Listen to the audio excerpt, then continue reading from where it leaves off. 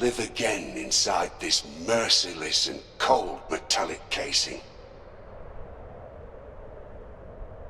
I live in this cage in the shape of what was long ago my body. I live, and I feel that I am directed by forces that undermine mine own will. I live, although when I close my eyes in the intimate darkness behind my eyelids, I am still dead.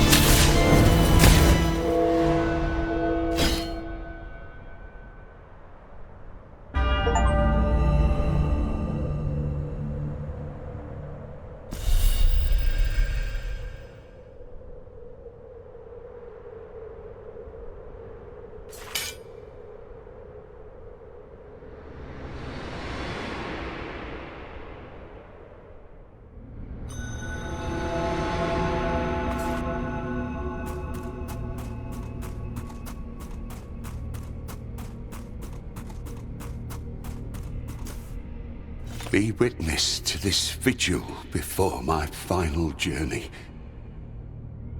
My body has been returned to me at last. I am now master of this flesh, of this trembling, of this agony. How sweet the pain when it is our own. Penitent one, you who came to witness the miracle, behold.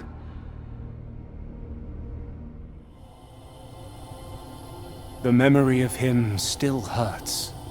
So it was that a humble married couple, torn apart by their inability to conceive a child, entrusted themselves in their utter desperation to the miracle.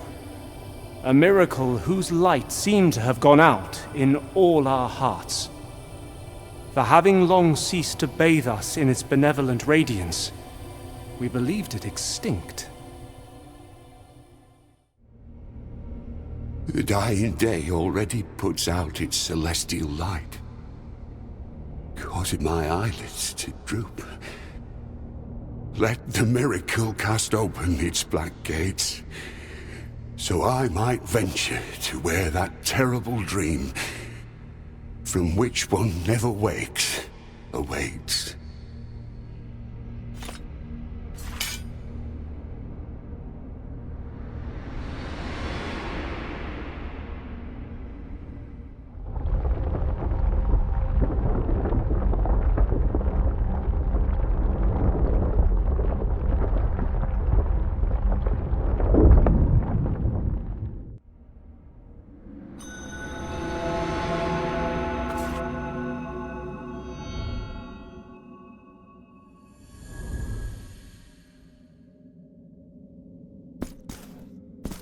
Penitent one, you have encountered one of the 3 regrets. The first part of the testimony of the birth has been revealed to you, and the eminent sculptor figure of the Father has descended.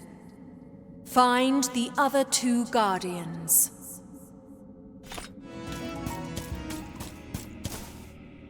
Billowing clouds of dust herald your arrival. Dust in the air that is born from the erosion of the walls, the statues, and our own bones. These stones heard so many sins that they could do no more than succumb, shuddering before their guilty echoes. Echoes that could not bear the seclusion that I imposed upon them and that escaped from me.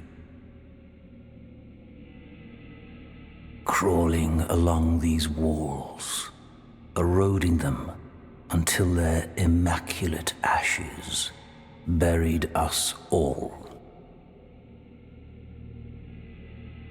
Penitent one, you will now reveal your sins, those that your tears can never atone for.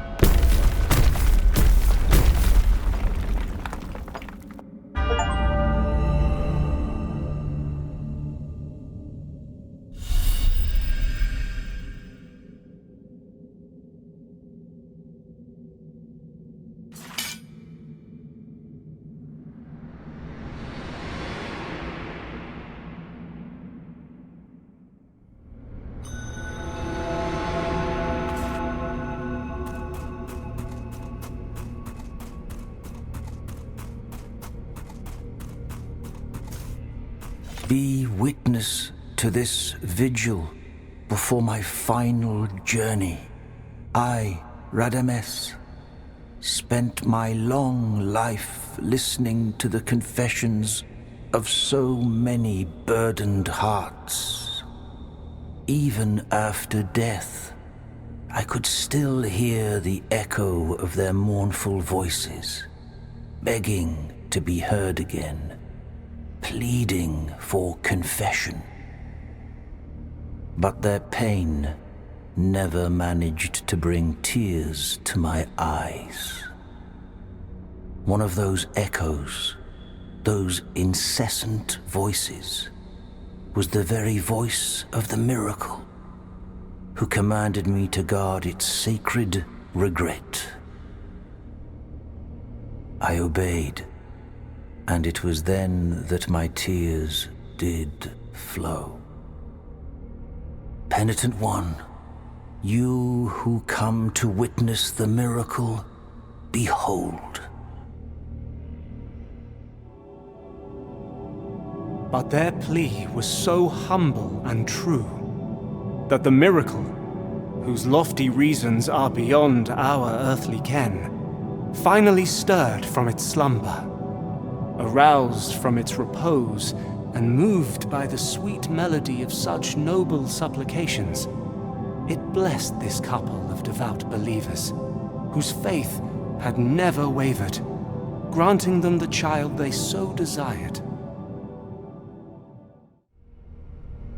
The dying day already puts out its celestial light, causing my eyelids to droop.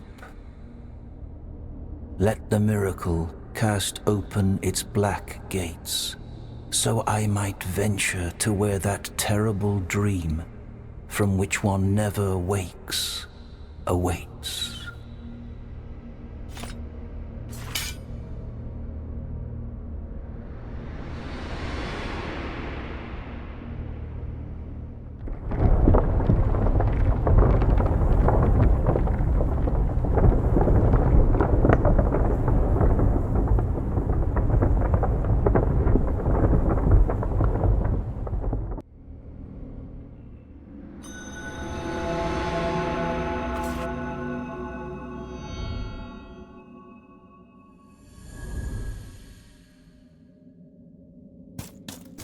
Penitent one, you have known the second of the regrets, and with it, another part of the testimony.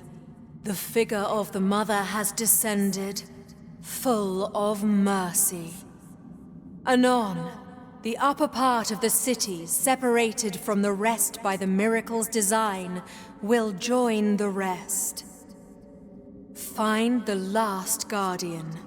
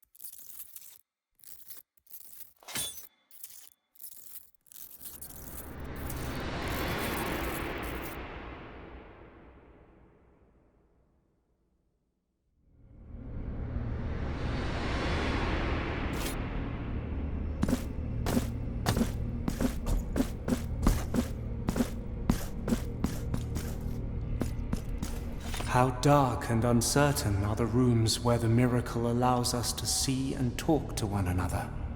Even after the deaths, even after the dreams. Penitent One, we are in the Chapel of the Five Doves, and before you prevails the narrative voice of the witness. All that remains of me is testimony, for my deceased body lies exposed in its urn of crystal and gold. You return from the long dream to avoid the birth. You will have need of the uncorrupted tongue that my mortal remains still harbor, whose forbidden whispers will guide thee on the path to such an undertaking. Release the 5 doves, and thus the urn containing my body shall be opened. Wake up now from this dream.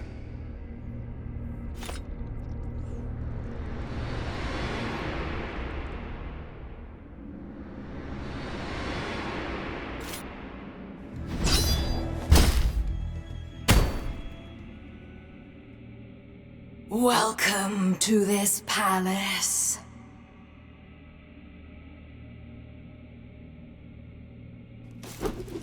How silent, how mundane these luxurious chambers have been.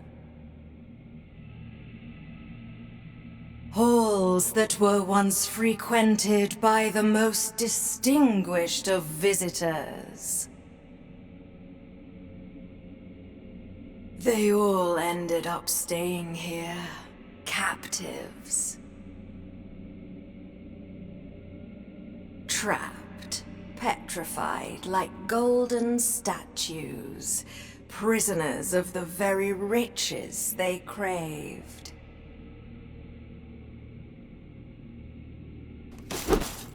Dance now with my steel, Penitent One. We will embroider your flesh in sacred torment, in a tapestry of blood and gold.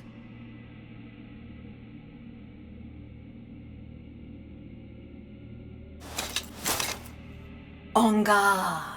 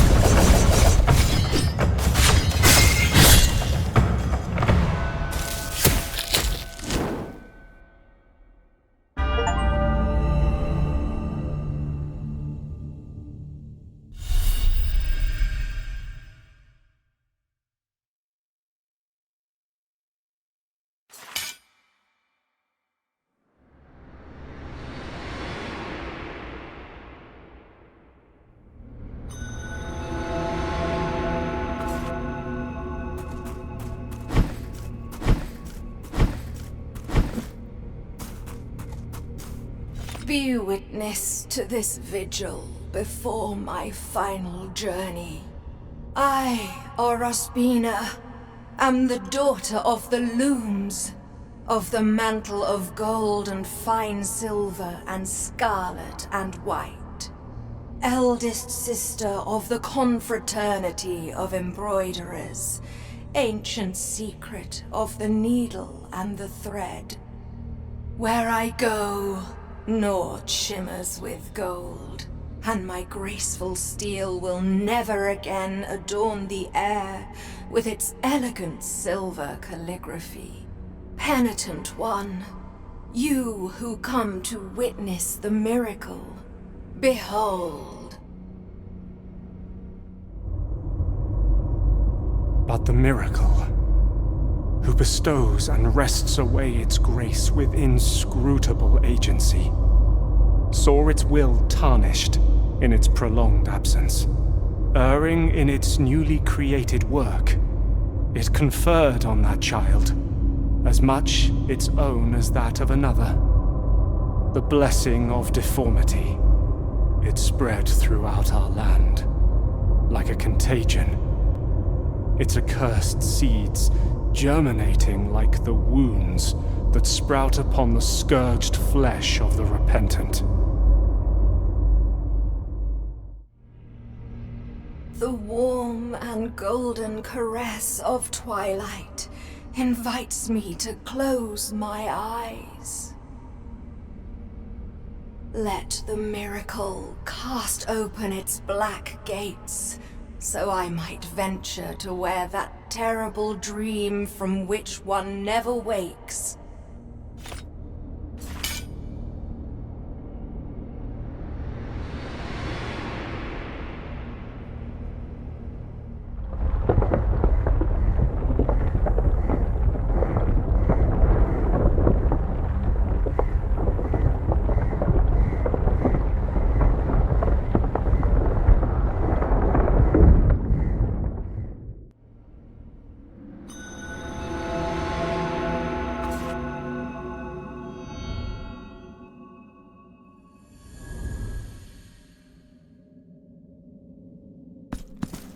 The full testimony has been revealed to you, and the counterfigure of the witness has at last descended. The three great stone figures of the family have humbled themselves before us all. Raise your eyes, as the dazzling beauty of the upper reaches of the city of the blessed name welcomes you. Now go forth. Let not doubt leave its vexatious mark upon you.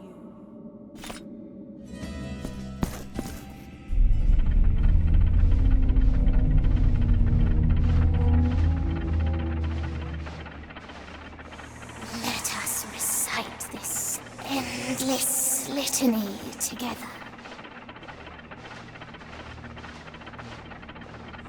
Whose verses chain us to an everlasting prayer that transcends death itself. Join me in endless orison.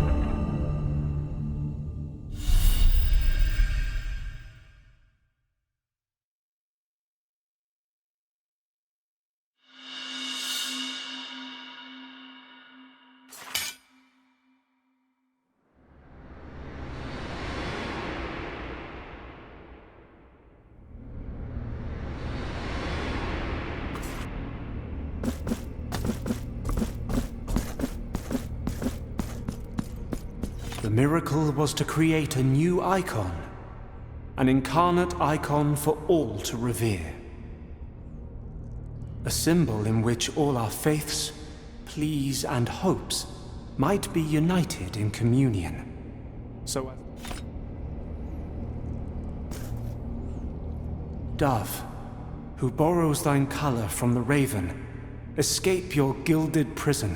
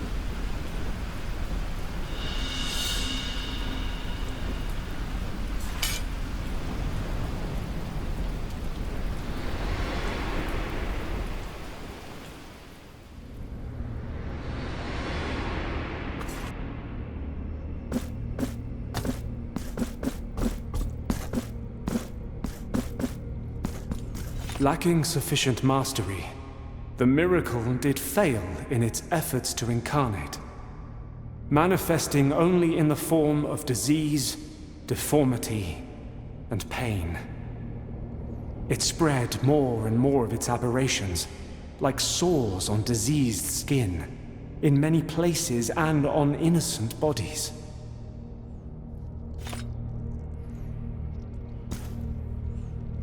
Dove, who borrows thine colour from the raven, escape your gilded prison.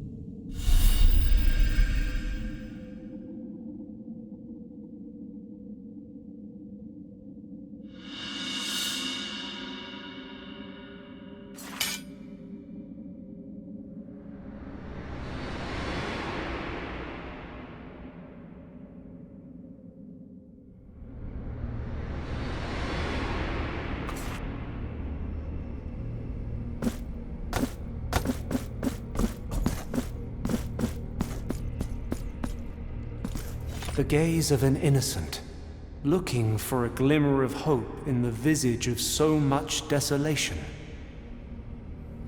It took nay more than that for the shape of a heart to be molded out of the air itself, behind the most wondrous clouds that did turn the sunset crimson.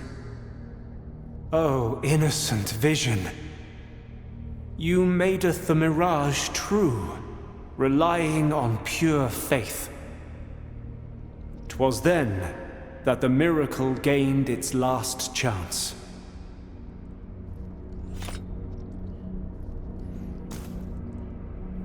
Dove, who borrows thine color from the raven, escape your gilded prison.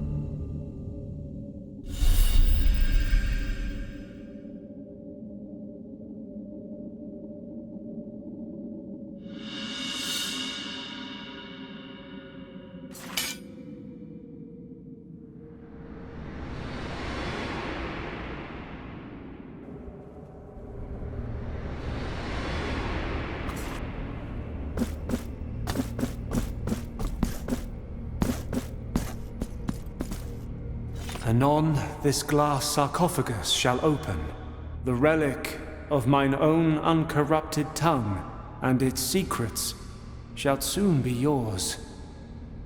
I go soon to that lodging between light and nowhere. This shall be our farewell.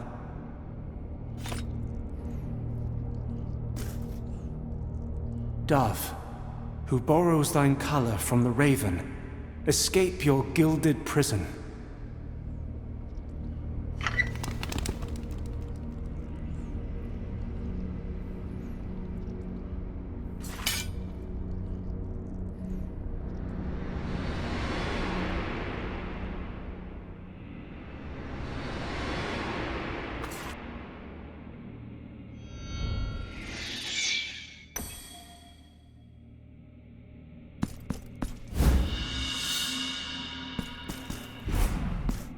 The resting time between the thundering beats of the descending heart shorten irrepressibly, thus heralding the imminent birth of the new child. Hasten your steps to meet it, penitent one.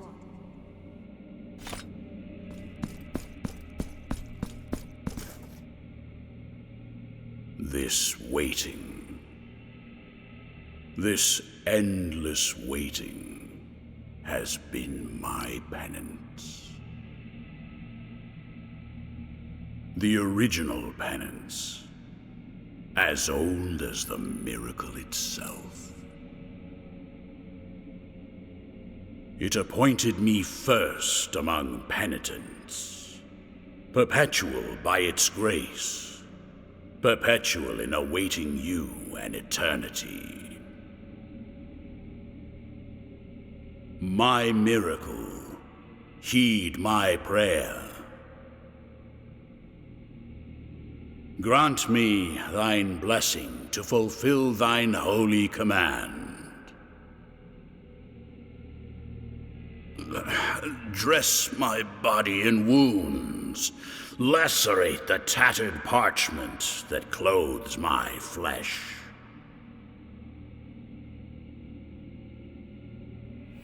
For I am the first penitent, and you shall be the last.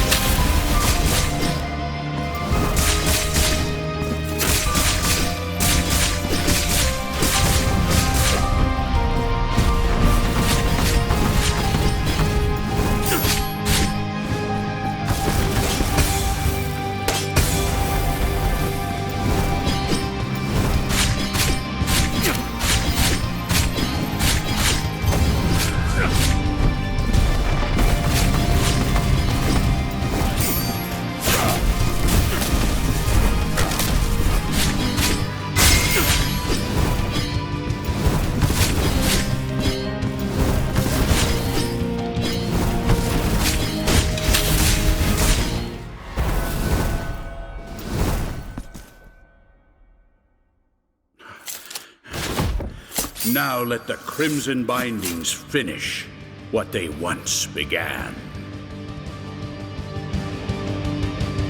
My penance is far from over.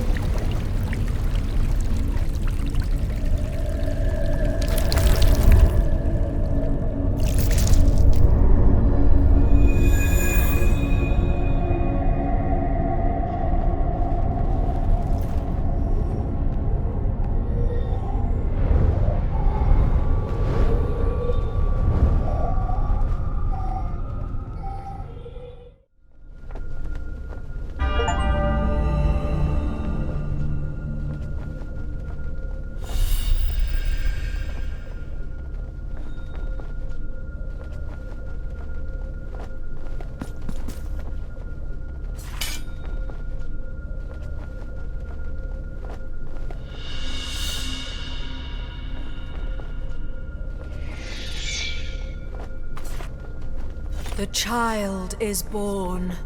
The clouds open up before thee and shed crimson tears.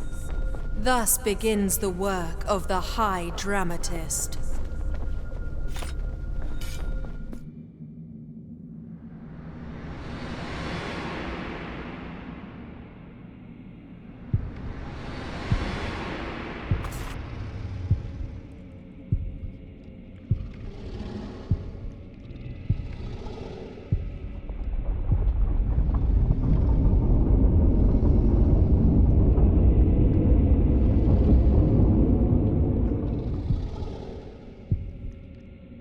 Higher will, incorporeal and inscrutable fathers, I am the heir of your all-encompassing light.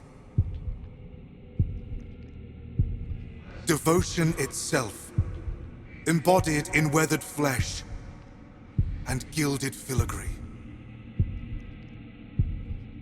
Your magnum opus. Though I am crowned with your glory, why do you censure my presence alongside you? What is this obscure darkness of unanswered cries that prevents me from understanding the purpose of my birth? Are the same crimson clouds that heralded my welcome the grave omen of your judgment?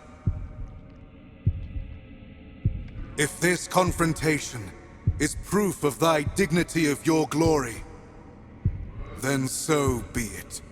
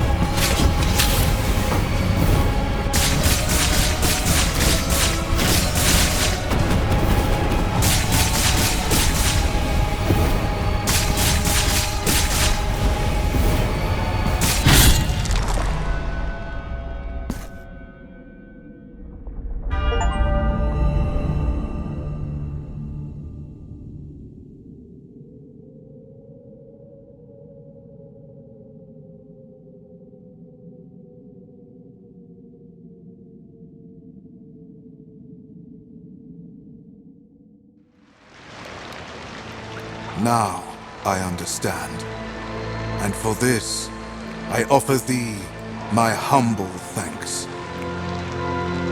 This pain is my baptismal sacrament that will unite us in communion to make it flesh. Thus, we will be reborn as a new symbol incarnate, overflowing with devotion. The beginning of a new era for the miracle. The second Psalm.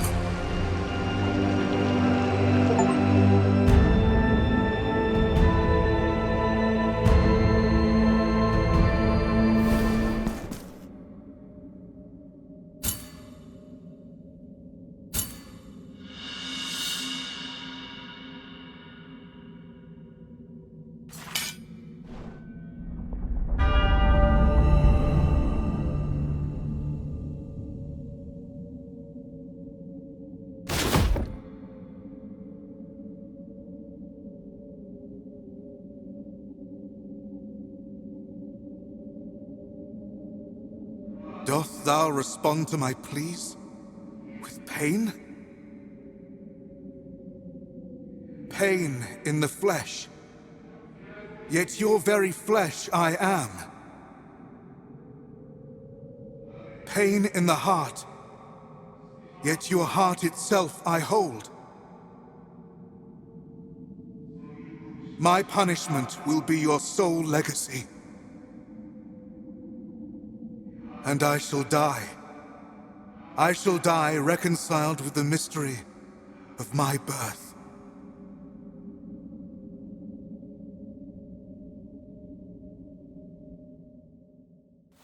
The devotion of the many was made incarnate, and suffered pain. The affliction cometh to an end, for the icon falls, and with it the miracle's designs, and its will so capricious.